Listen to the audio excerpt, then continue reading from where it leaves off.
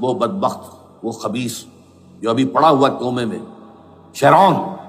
Sharon نے کہا تھا ان قریب عراق پر ہماری حکومت ہوگی، اور اس سے پہلے تو ہم صرف عراق میں سے یوفریٹس تک کا علاقہ مانگتے تھے، دریائے فرات تک کا، اب ہمارا مطالبہ یہ ہے کہ ہم تو در حقیقت دجلہ تک جائیں گے، دجلہ، تاکہ پورا کا پورا جو فرٹائل دو آبا ہے دجلہ اور فرات کے درمیان کا بہترین علاقہ، وہ سارا ہمارے پاس۔ اس سے آپ اندازہ کر لیجئے کہ یہ دونوں چیزیں جو ہیں دونوں جگہ موجود ہیں۔ وہاں مذہبی زیادہ ہے افغانستان کا، لہذا یہاں بہت بڑی جو ہے کولیشن بن گئی۔ عراق میں تو وہ کولیشن نہیں بن سکی، یورپ بھی ساتھ نہیں آیا، اور بھی ساتھ نہیں آیا، امریکہ had to go it alone, اسے کرنا پڑا ہے۔ زیادہ سے زیادہ کوئی ٹوکن آسٹریلیا کا کوئی ٹوکن معاملہ جو ہے وہ برطانیہ کا کچھ شاید ٹوکن ٹائپ جو ہے، وہی یہ کامن ویلتھ پرانی جو ہے چلی آ رہی ہے، اس میں شاید کینیڈا کا، باقی تو کوئی نہیں۔ یہ جو آل ورلڈ کولیشن بنی تھی وہ افغانستان کے خلاف کیوں ہے؟ یہاں سے اسلام کی ریسرجنس کا اندیشہ ہے۔ یخرج من خراسان رایات سود لا یردها شیء حتی تنصب بایلیا۔ حضور کے زمانے میں ایلیا جو ہے وہ کن کے قبضے میں تھا؟ عیسائیوں کے۔ اس کے بعد ہمارے قبضے میں آیا، لیکن پھر کروسیڈرز نے ہم سے لے لیا تھا، اور 88 برس وہ عیسائیوں کے پاس رہا، 1099 عیسوی سے لے کر 1187 تک۔ اب پھر یہود کا قبضہ ہے، پہلے عیسائیوں کا تھا، اب یہود کا۔ اب ان سے لینا واپس، پہلی مرتبہ بھی عرب نہیں لے سکے تھے، کھونے والے عرب تھے، واپس لینے والا کرد تھا، صلاح الدین ایوبی رحمۃ اللہ علیہ۔ اب بھی کھونے والے عرب ہیں، مصر اور شام اور اردن، تینوں کا مقابلہ کیا اس نے، اسرائیل نے، اور قبضہ کیا پورے ویسٹ بینک پر، گولان ہائٹس پر، سینائی پیننسولا پر، اور یہ کھو دیا ہم نے اپنے ہاتھ سے۔ اور اب بھی عربوں میں تو کوئی دم نہیں ہے، کوئی جان نہیں ہے، ان کو عیاشیوں نے، دولت مندی نے بالکل تباہ و برباد اور کھوکھلا کر کے رکھ دیا۔ بہرحال یہ جو چیزیں میں نے آپ کو بتائی ہیں، یہ تو وہ پلانز ہیں جو سب شیاطین جن و انس کے پروگرام ہیں۔ وہ جیسے کہ کبھی کہا تھا خمینی صاحب نے، شیطان بزرگ، دی گریٹسٹ شیطن، امریکہ، اصل میں امریکہ، اور اس کے پیچھے حقیقت میں یہود، سامنے امریکہ، پیچھے یہود۔ بالفعل کیا ہوگا یہ تو پھر اللہ ہی جانتا ہے کیا ہوگا۔ وَمَكَرُوا وَمَكَرَ اللَّهُ، کافر اپنی چالیں چلتے ہیں، اللہ اپنی چال چلتا ہے۔ اور سَنَسْتَدْرِجُهُم مِّنْ حَيْثُ لَا يَعْلَمُونَ وَأُمْلِي لَهُمْ إِنَّ كَيْدِي مَتِينٌ۔ اے نبی آپ گھبرائیں نہیں، ہم ان کافروں کو رفتہ رفتہ وہاں سے لے آئیں گے جہاں سے آپ کو بھی انہیں احساس تک نہیں ہوگا کہ یہ تو گرفت میں آ رہے ہیں، ٹریپ ہو رہے ہیں، اور ابھی ذرا میں انہیں ڈھیل دے رہا ہوں۔ میں املی لہم ان قیدی متین، میری چال بہت مضبوط ہے۔ وہ اللہ کیا کرے گا وہ میں نے آپ کو بتایا، جھلک دکھا دی ہے۔ انشاءاللہ اسی علاقے میں پاکستان اور افغانستان، اور اس کا ہارٹ ہوگا یہ پشتونستان، سرحد اور مشرقی افغانستان مل کر پشتونستان، پشتون اسی مشرقی اس میں ہے، پاکستان کا مغربی صوبہ ہے، شمال مغربی سرحدی صوبہ، یہ ہارٹ، اور پھر پاکستان اور افغانستان، انشاءاللہ یہی ہوگا۔ اور پھر یہ کہ یہاں سے فوجیں جائیں گی جو حضرت مہدی کی حکومت جمائیں گی عرب کے اندر۔ عربوں میں جان نہیں ہے کہ وہ مہدی کی حکومت کو جما سکے۔ یخرج ناس من المشرق یؤتون للمہدی یعنی سلطانہ، مشرق کی طرف کے کسی ملک سے فوجیں آئیں گی جو مہدی کی حکومت قائم کریں۔ عربوں میں دم نہیں۔ بہرحال ہوگا کیا، وہ میں نے کہا کہ یہ تو اللہ کے ہاتھ میں ہے۔ اب یہ کہ کرنا کیا چاہیے، یہ ہے میری تقریر کا آخری حصہ۔ دیکھیے ذوالفقار مرزا نے جو کچھ کہا اور سید قائم علی شاہ نے، میں خوشائند سمجھتا ہوں کہ طالبانائزیشن اور ہے، اسلامائزیشن اور ہے، ٹھیک ہے، چلیے آواز مکے اور مدینے۔ طالبانائزیشن کے اندر کچھ بغیر تعلیم یافتہ، کچھ جذباتی، اس طرح کے لوگ بھی ہیں جن میں انتہا پسندی بھی ہے، جیسے کہ میں پہلے بیان کر چکا ہوں، افغانستان میں ہوا ہے، افغانستان کے اندر بھی رفتہ رفتہ وہ اپنی چیزوں سے نکل رہے تھے، نکل جاتے ہیں، لیکن موقع نہیں دیا گیا، نب دی ایول ان دی بڈ ختم کر دیا گیا۔ اسی طرح ہمارے سرحدی صوبے میں جیسا کہ میں بتایا 3 قوتیں برسرکار ہیں، who knows it، کون کیا کہ۔ لیکن بہرحال یہ کہ پہلی بات یہ، اسلام اور پاکستان لازم و ملزوم ہیں۔ یہاں اسلام آئے گا تو یہ ملک رہے گا، نہیں آئے گا تو ختم ہو جائے گا، اس میں کوئی شک نہیں۔ میری 2 کتابیں پڑھ لیجئے اگر اللہ توفیق دے، ہمت دے، اسلام اور پاکستان، یہ سن 67-68 کی تحریریں میری ہیں۔ جینیسس آف پاکستان کیا تھا، how Pakistan came into existence. پھر یہ کہ میں نے استحکام پاکستان کے نام سے سن 85 کے اندر کتاب لکھی ہے، یہ دونوں کتابیں پڑھی ہیں۔ پاکستان کا کوئی جواز نہیں اگر یہاں اسلام نہ آئے، اور واقعتاً ہم جواز کھو چکے ہیں، یہ تو اللہ تعالیٰ ہمیں مہلت دے رہا ہے۔ لیکن اب یہ سمجھ لیجئے، یہ اللہ تعالیٰ کی طرف سے ایک خاص مہلت ہے، اور شاید آخری مہلت ہے جو ہمیں مل رہی ہے۔ یہاں اسلامائزیشن نہ ہوا تو یہ ملک نہیں رہے گا۔ میں یہاں آپ کو ایک شعر سنا دوں، ہے تو ایک ایسی شخصیت کا جو کچھ کنٹروورشل بھی ہو گئی، بعد میں بدنام بھی ہو گئی۔ ایک زمانے میں جماعت اسلامی کے بڑے مخلص کارکن تھے وہ، مولانا کوثر نیازی۔ انہوں نے ایک بڑا تلخ شعر کہا تھا، اسلام کو اگر تیری فضا راس نہ آئے، اے میرے وطن تجھ کو کوئی آگ لگائے۔ ہمیں اسلام چاہیے، اور اسلام نہیں آئے گا تو یہ ملک نہیں رہے گا۔ کوئی زرداری، کوئی نواز شریف اس ملک کی بقا کی ضمانت نہیں دے سکتا۔ اس کی بقا ہے اگر تو اسلامائزیشن نہیں ہے۔ 61 سال کی ہماری بے وفائی اللہ کے ساتھ کیے ہوئے وعدے کی، اس کا ایک عذاب ادنا ہم جھیل چکے ہیں۔ 71 یاد کی، سن 71 پاکستان 2 لخت، 93,000 مسلمان پاکستانی بھارت کی قید میں بھیڑوں بکریوں کی طرح ہانک کر لے جائے گئے، ٹرکوں میں بھر بھر کر، جیسے کہ ڈیرہ غازی خان سے بھیڑیں بکریاں آتی ہیں لاہور میں ذبح ہونے کے لیے، کنسنٹریشن کیمپس میں۔ ہمارے ٹائیگر نامی جرنیل نے پیش کیا اپنا ریوالور، کتنے لوگ مارے گئے، کتنا فساد ہوا، مسلمان کے ہاتھوں مسلمانوں کا خون کتنا ہوا۔ یہ اللہ کا ایک خاص عذاب ہوتا ہے۔ میں نے وہ آیت آپ کو سنائی تھی، قل هو القادر على ان يبعث عليكم عذابا من فوقكم او من تحت ارجلكم۔ اے نبی سے کہہ دیجیے اللہ اس پر قدرت رکھتا ہے، جب چاہے تم پر کوئی عذاب اوپر سے بھیج دے، تمہاری زمین کے نیچے سے نکال دے۔ زلزلہ آیا تھا کہ نہیں؟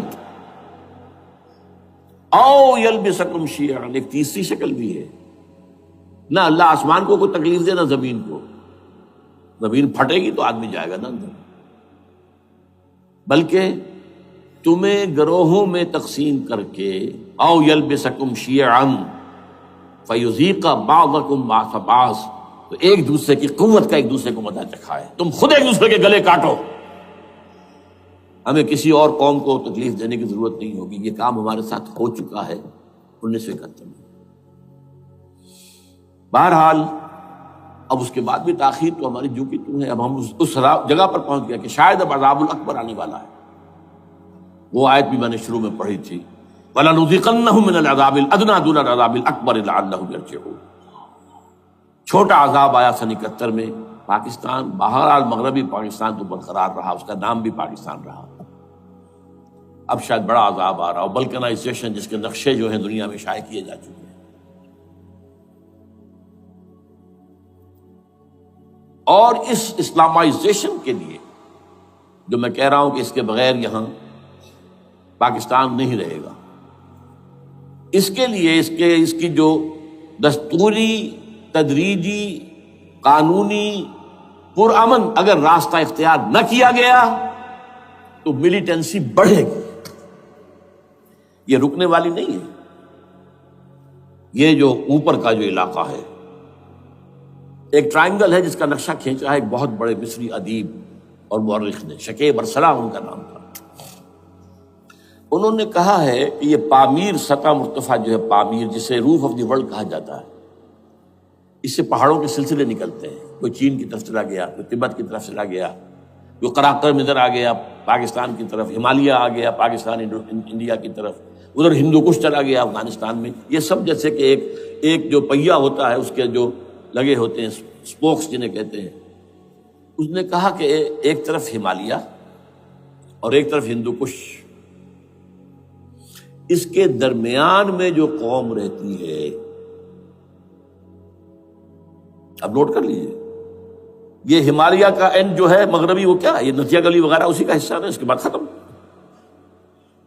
دریائے سندھ بہ رہا ہے لیکن اوپر جا کر وہ ٹرن دیتا ہے رائٹ کو، تو پھر اب وہ قراقرم اور ہمالیہ کے درمیان جاتا ہے، یہاں تک کہ انڈیا سے جو اس کا داخلے کا راستہ آ جاتا ہے. لیکن یہ جو ہے یہ درمیانی راستہ، یہ اصل میں ہندو کش ادھر اور ہمالیہ ادھر، اس کے درمیان جو قوم آباد ہے.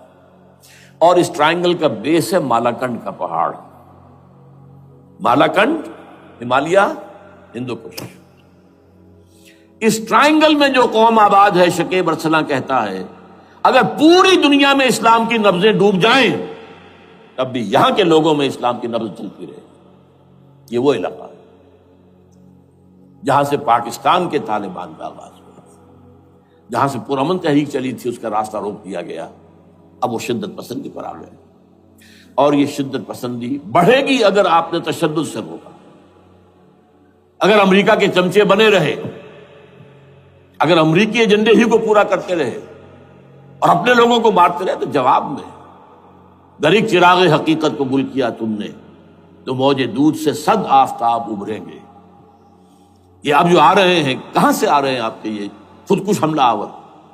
یہ وہی ان لوگوں کے رشتہ دار ہیں نا جو امریکی بمبارڈمنٹ میں مارے گئے ہیں.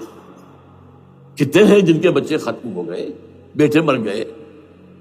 یہ جو ہمارے ہاں ایک کمانڈوز کے کیمپ کے اوپر جو حملہ ہوا تھا اور خودکش بمبار، جس سے کہ شاید 18-19 بہترین آپ کے کمانڈوز ختم ہوئے تھے، وہ کون تھا؟ وہ خود کمانڈو تھا. اندر کوئی اور تو جا ہی نہیں سکتا تھا، یہ کمانڈوز کا کیمپ تھا اور اس کے میس میں لوگ کوئی جا سکے؟ وہ خود کمانڈو تھا. اس کی بیٹی لال مسجد کے اندر جلی تھی. اب آپ اندازہ کیجئے کہ اس کے دل میں جو کھول رہا تھا اس کا جذبہ، اس نے اس کو ٹھنڈا کیا خود جان دے کر. تو جان لیجیے، ادھر باجوڑ میں حملہ ہوا تھا، ادھر جو ہماری ملٹری پریڈ کے اوپر حملہ ہو گیا. تو یہ بات رکے گی نہیں. اور یہ ظاہر بات ہے کہ اب شمال سے لے کر نیچے تک کی بات ہے. وہاں پر بھی میں نے شروع بھی کہا تھا یہ خطرہ حقیقی ہے، غیر حقیقی نہیں ہے، وہمی اور خیالی نہیں ہے. اس لیے کہ اب جو اس علاقے سے جا رہے ہیں ہجرت کر کے کراچی، وہی ان کی جگہ ہے، وہیں پر ان کے رشتہ دار ہیں، محسود ہیں، وزیری فلاں ہے، یہ ہے وہ ہے، وہاں وہ جا رہے ہیں. اور وہاں پر بھی ظاہر بات ہے کہ جو کچھ ہو رہا ہے افغانستان میں اور جو کچھ ہو رہا ہے شمال سرحدی صوبے میں، اس کا ایک تسلسل ہوگا. میں یہاں یہ عرض کر دوں آپ سے کہ تقریباً 4 سال قبل، بلکہ 4.5 سال، میں انتہائی مایوسی کو پہنچ چکا تھا کہ پاکستان کا وجود باقی نہیں رہے گا. میں نے یہی تقریر کی ہے 29 فروری سن 2004 کو اسی جگہ. پاکستان جواز کھو چکا. یہ اسلام کے نام پر تھا. ویئر اسلام؟ جو اسلام یہاں وہ تو بھارت میں بھی ہے، وہ تو امریکہ میں بھی ہے. وہ کہاں ہے اسلام کا سیاسی نظام، اسلام کا تعزیراتی نظام، اسلام کا کرمنل لا، اسلام کا سول لا، اسلام کے فیملی لاز کہاں بنائے تھے اس شخص نے جو فیلڈ مارشل بنا تھا، خود ساختہ، جو اس نے قوانین بنائے تھے. تمام علماء نے کہا تھا، تمام مکتبہ فکر کہ غلط ہے. تحریک کوئی نہیں اٹھائی، یہ ان کی غلطی تھی، کوتاہی تھی. جمہوریت کی تحریک میں شامل ہو گئے، اس پر کوئی تحریک نہیں چلائی. بہرحال وہ نظام کہاں ہے؟ وہ نظام تو قائم نہیں کیا. اس حوالے سے یہ اپنا جواز کھو چکا ہے. دو ریشنل ہے، ریزون دیت جسے کہتے ہیں فرینچ کے اندر، ریزون دیت کسی چیز کی ریزن، ریشنل آف ایگزسٹنس. اس کے بعد یہ ہے کہ پچھلے سال سے کچھ مایوسی میں کمی ہوئی. Number 1 chief justice of Pakistan Iftikhar Muhammad Chaudhry کے اندر ہمت اللہ نے دی، وہ کھڑا ہو گیا۔ جرنیلوں کے جمگھٹے کے اندر ایک سویلین آدمی جو ہے جس درجے کا مرعوب ہو سکتا ہے آپ اس کا اندازہ کر لیجیے۔ اور اس کے بعد اسپونٹینیس موومنٹ وہ کلا ہے، انہومی شے، سوچ نہیں سکتے ہم۔ یہ موومنٹ جو ہے یہ کوئی اسٹریٹ ارچنز کی چلائی ہوئی نہیں ہے، یہ ہمارے ہاں کے گاموں ماجوں کی نہیں ہے، بلکہ یہ تو پڑھے لکھے لوگ، وکیل، کالے کوٹ، کالی ٹائیاں، پینٹ، یہ جو سختیاں جھیلی ہیں انہوں نے، ابھی تک وہ تحریک چل رہی ہے۔ اگر سے ظاہر بات ہے وقت گزرنے کے ساتھ ساتھ اس کی وہ تیزی اور تندی میں تو کمی آئی، اور حکومت کو موقع ملا ان کے اندر کوئی رفت پیدا کرنے کا بھی۔ لیکن بہرحال ان دونوں چیزوں سے میری مایوسی میں قدرے کمی ہوئی۔ اب دوسری بات وہ تھی 18 فروری کے الیکشن کا پرامن طور پر منعقد ہو جانا۔ میں یہ سمجھتا تھا کہ جو اس کے اندر دخل اندازی ہے، ریگنگ ہو گئی ہوئے، کیسے ممکن ہے پاکستان میں الیکشن ہو اور ریگنگ نہ ہو؟ پھر تحریک چلے ہی چلے، کیونکہ تحریک تو چل رہی ہے پہلے سے، صرف اس کے اوپر تیل اور ڈالنا ہے نا، اور پھر بدامنی ہوئی ہو، اور پھر دونوں طرف گدھ بیٹھے ہوئے ہیں، the NATO forces in the west, Indian forces on the east, they will march into Pakistan, اور پاکستان کے ایٹمی دانت توڑ کر Pakistan will be put at the mercy of India، Bharat. Now do whatever you like۔ Condoleezza Rice کا میں آپ کو بیان سنا چکا ہوں، پاکستان کے مستقبل کا فیصلہ امریکہ اور بھارت بھی کرتا۔ بہرحال اب تیسری جو امید ہوئی ہے کہ کل پرسوں میں جو ہوئی ہے کولیشن جو ہے یہ ناکام ہوتی نظر آ رہی تھی، لیکن یہ کہ صدر کے مواخذے پر یا صدر کے خلاف جو ایک کارروائی ہو رہی ہے، اللہ کرے کہ وہ پوری ہو جائے، یا اس سے بھی بہتر ہے کہ وہ خود ہی استعفیٰ دے کر دفع ہو جائے۔ بہرحال یہ کہ اس سے بھی کچھ امید کا پہلو جو ہے پیدا ہوتا ہے۔ اب یہاں اسلامائزیشن کا پرامن، تدریجی اور اسلام اور دستوری اور قانونی طریقہ کیا ہے؟ وہ طریقہ کیا ہے؟ 1949 اور 50 میں جو عمل شروع ہوا تھا، جو اس کے بعد سے آج تک جو ہے ختم ہو گیا،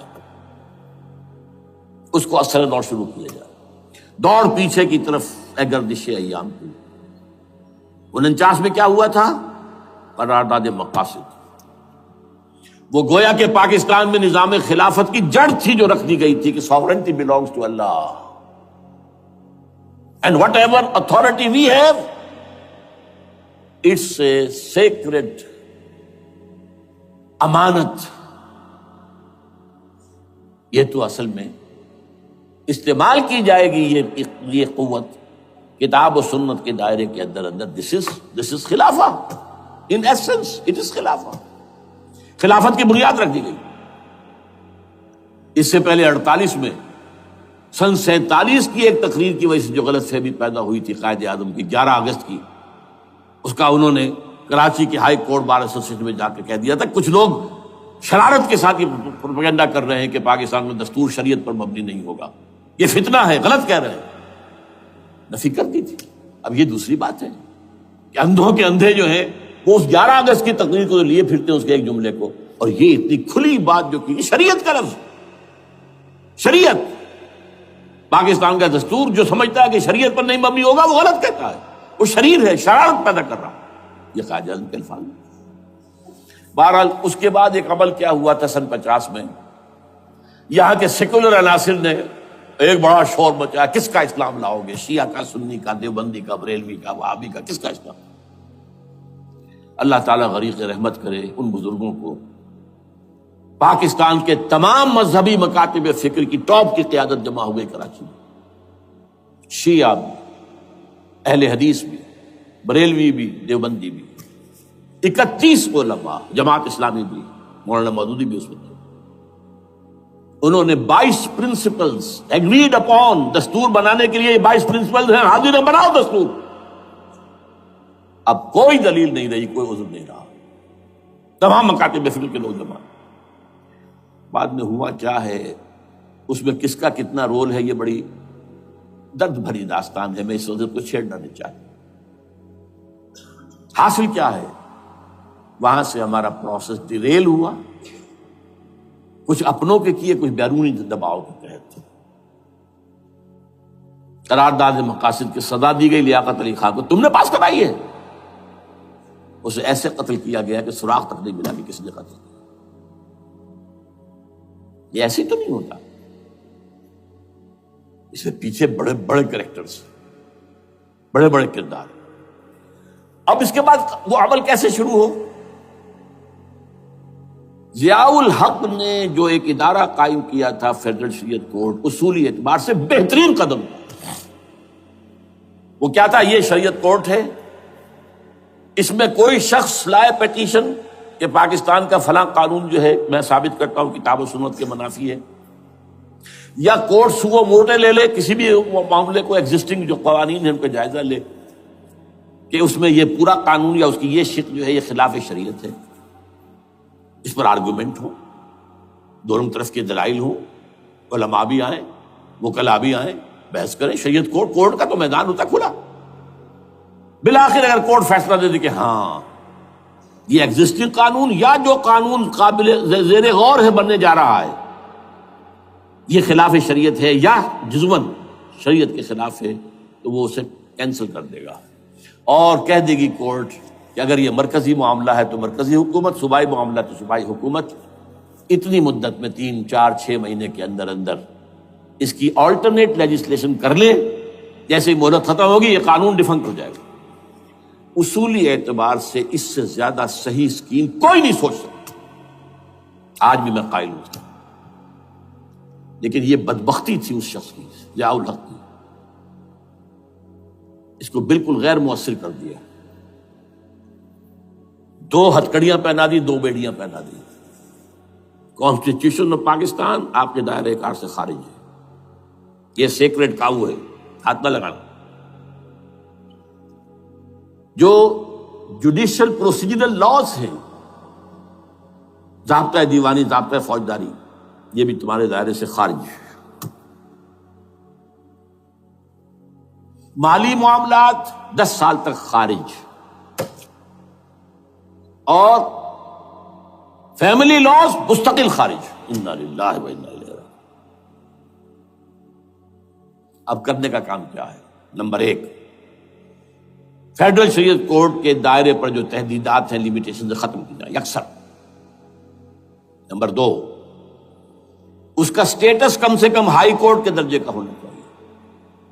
نمبر 3، اس میں جید علماء کو لا کر بٹھایا جائے، ان کی میجورٹی ہونی چاہیے، وکلاء بھی ہوں، جدید تعلیم کے، جدید قانون کے جاننے والے، لیکن علماء بھی ہوں۔ اگر آپ جید علماء کو لے آئیں گے تو پھر وہ جو عام مولوی ہے بیچارہ، وہ جو پوری طرح نیم خواندہ ہے یا نیم تعلیم یافتہ ہے، یا ہمارا عام آدمی ہے جو طالبان کے انداز کے اندر وہ شدت پسندی پر آ گیا ہے، اسے یہ اندازہ نہیں ہے کہ دین میں اہمیت کس شے کی اول ہے، پھر دوسری کون سی، سالوی شے کون سی ہے۔ اب اس کے بجائے علماء، جدید علماء، تمام جو ہے مسالک کے علماء اس میں شامل کیے جائیں۔ اس کے فیصلوں پر نظر ثانی کا کھلا موقع ہونا چاہیے، ایک دفعہ عدالت فیصلہ کر دے، نظر ثانی کا موقع ہونا چاہیے۔ اور کسی شہری کی طرف سے پیٹیشن آئے یا سو موٹو، وہ جائزہ لے اور ایک ایک کر کے قوانین جو ہے غلط ختم، ان کی جگہ پر لیجسلیشن پارلیمنٹ ہی کرے گی یا صوبائی اسمبلی کرے گی۔ کورٹ کا کام لیجسلیشن نہیں ہے۔ وہ یہ کہہ سکتا ہے کہ یہ بھائی یہ معاملہ جو ہے شریعت سے تجاوز کر گیا ہے، یا فلاں جو قانون تم بنانے چلے اس کی یہ شق جو ہے شریعت کے خلاف ہے، بس فیصلہ یہ دے گی۔ ظاہر بات ہے لیجسلیشن اس کا کام نہیں، لیجسلیشن جو کرے گی آپ کی نیشنل اسمبلی کرے گی، آپ کی صوبائی اسمبلی کرے گی، لیکن وہ اس کا متبادل قانون لے آئیں اور پہلا قانون ختم ہو جائے گا۔ اچھا، اس عرصے کے دوران جو کونسل آف اسلامک آئیڈیالوجی پر ارب روپیہ خرچ ہوا ہے، اس کی رپورٹوں کے انبار لگ گئے ہیں، کسی ایک سفارش کو بھی آج تک پارلیمنٹ میں پیش نہیں کیا گیا، اور اس میں جید علماء رہے ہیں اور تمام مکاتب فکر کے علماء رہے ہیں۔ ان کی رپورٹوں کو رفتہ رفتہ پارلیمنٹ کے سامنے لایا جائے اور ان کے ذریعے سے نئی قانون سازی کی جائے۔ اگر آپ یہ قانونی دستوری راستہ کھول دیں گے اور تجدیداً اس طریقے سے Islamization of laws of Pakistan ہو جائے تو ظاہر بات ہے کہ پھر جو دہشت گرد ہیں، دہشت پسند ہیں، جن کو آپ خطرہ کہہ رہے ہیں، خطرہ، طالبان آنند، طالبان آ گئے، طالبان آ رہے ہیں، اب ڈرو اور بچو،